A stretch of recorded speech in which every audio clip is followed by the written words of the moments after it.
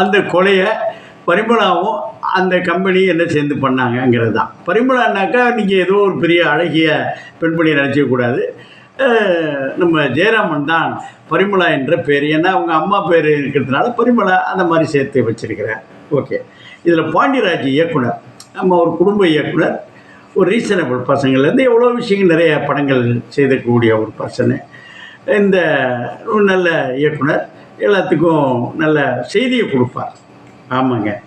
கதை என்ன, அதாவது ஒரு ஈவ்டீசிங்கு அல்லது பெண் வன்கொடுமை அல்லது போக்சோ இதை மாதிரி செய்யக்கூடிய ஒரு பர்சன் வருந்தி அல்லது வேகமாக விரட்டி ஒரு பெண்களை வேட்டையாடுவதில்லை, நக்கல் நையாண்டி, அது ரொம்ப அத்துமீறது, நடு ரோட்டில் நிற்க வச்சு பெண்ணை முத்தமிடுவது அல்லது அதை பிந்தி தட்டுவது, அது மாதிரி ஒரு பையன் இருக்கான்.